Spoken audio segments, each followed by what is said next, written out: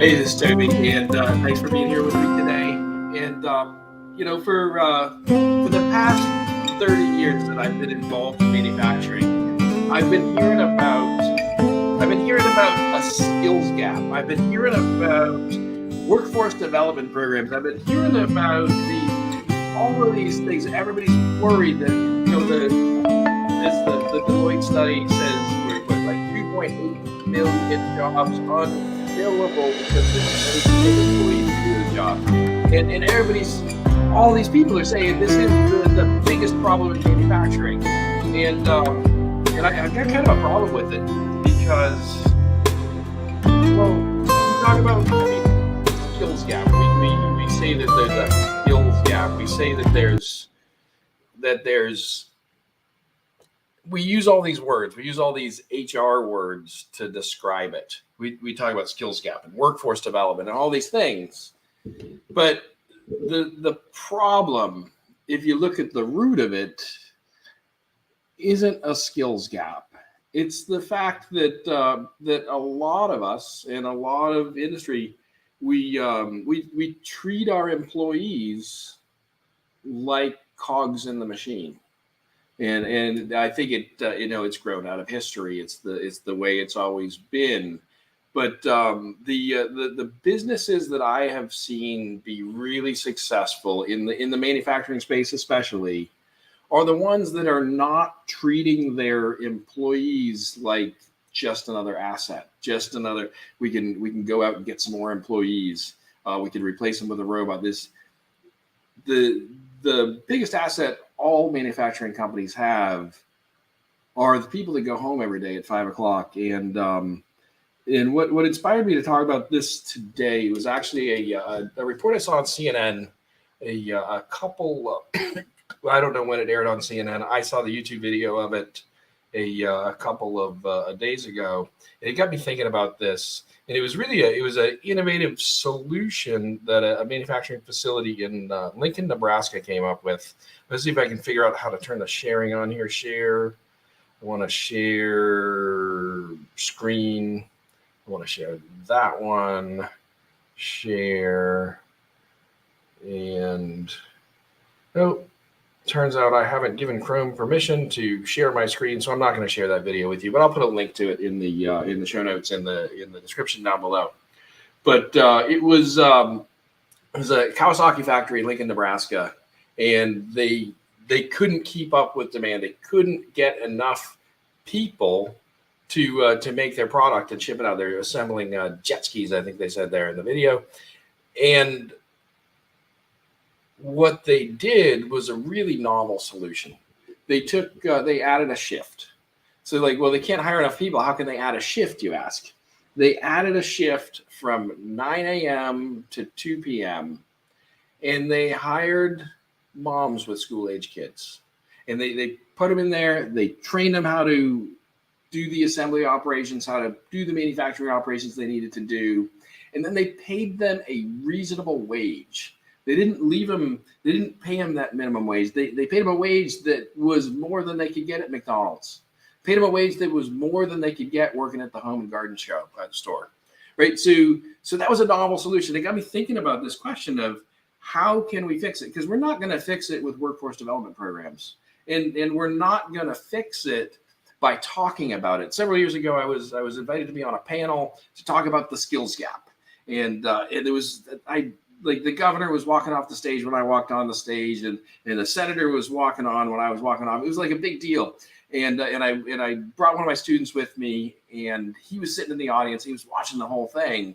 And afterwards, he looked at me. He said, it's a room full of people that already know what the problem is, talking to each other about the problem that they already know about, and nobody's actually doing anything. And that sort of hit home. And so what is it that we can do? So I know a lot about CNC machining and running job shops and that kind of manufacturing, but I know that this problem is prolific throughout the manufacturing space. What is it that we can do? Well, one, you've got to treat your employees like people. You've got to if you've got a big factory and you can do shift work like this, you can add that shift from 9 to 2. If you're running a small job shop with 10 or 20 employees, Well, you're probably not going to add that 9 to 2 shift, but maybe you could. Maybe you can understand that from 2 to 5 o'clock, some of your employees need to go home, pick up their kids from school, bring them home, and then maybe those same employees could come back and work from 8 to 10 or something like that in the evening to make up that work. Maybe you need to be flexible. I posted this question out to a group I'm in on Facebook, a bunch of machine shop owners, and I said, to those of you that have employees, what do you do to find new ones, and what do you do to keep them once you found them? And one of the best answers I got was from a guy that he said that the biggest problem is that old school mentality of treating employees like they're cogs in the machine, and you act like having seniority or being the boss actually makes you special, and you give all the crap jobs to the well, he calls it the FNG, so the Finnish new guy, I guess. And we do that, and we tend to do that, and I suppose it's our own little kind of hazing when we hire new people, is we give them the crap jobs, and we don't give them necessarily the attention that they need, and we don't treat them like people. And I think that's the biggest change that we have to make. If you want to keep your employees, and you've got to understand that some of them are going to go, but you still have to invest in training them. And that's how we got here, was so many companies didn't want to invest in training people because they were afraid that once I train them up, they're going to go get a job somewhere else. Maybe they're going to leave for $1 more in pay and things like that. And that's not going to help us solve this problem. So what are we going to do? What are we going to do to fix the problem? So we can create these workforce development. We got to get more people excited about it. That means we got to share more. So if you own one of these businesses, you need to go out and you need to be doing tours with 7th and 8th graders. You need to be getting those kids in to see the cool machining stuff that you're doing, the cool manufacturing stuff that you're doing, getting them excited. But it's not just to get the kids excited. You got to get their parents excited, because when the kid then says, well, I want to go to the vocational high school and I want to learn this trade because it's a really cool thing, and I see that the guys that are the machinists, they're the ones driving the Mustangs and the Corvettes. They're the ones with the fancy cars parked in the parking lot. So you get the kids excited, but then their parents are like, no, you don't want to work in manufacturing because we're going to have a service economy. And if you know me at all, you know my opinions on service economies. It's with manufacturing is what makes America. It is the backbone of America.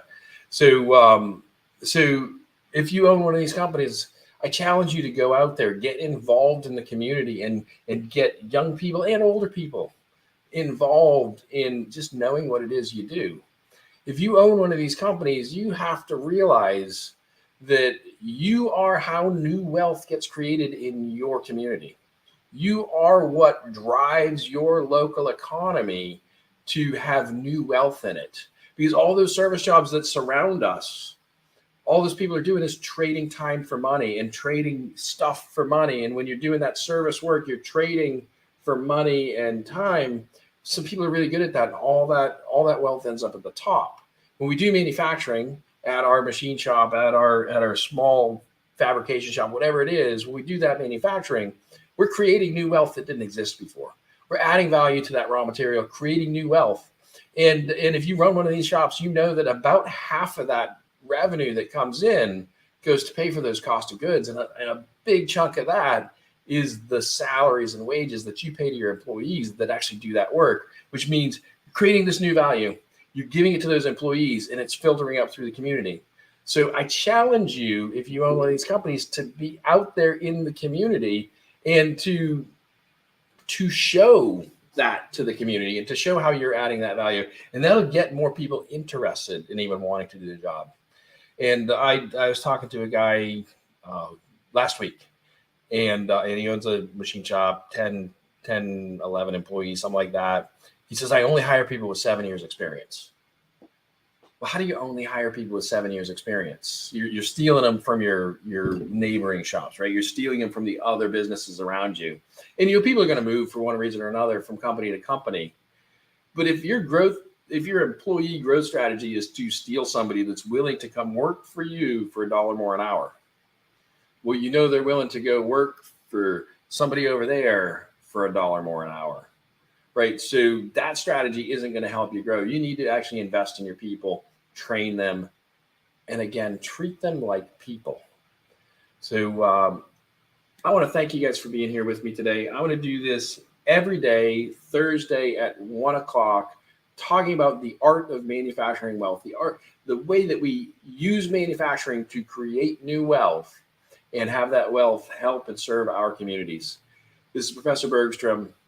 Thank you for being here with me. Now all I got to do is remember how to turn off this thing. All right. Now you get to see me fiddle with finding the button that turns it all off. Don't worry, I'll cut this out later. And broadcast.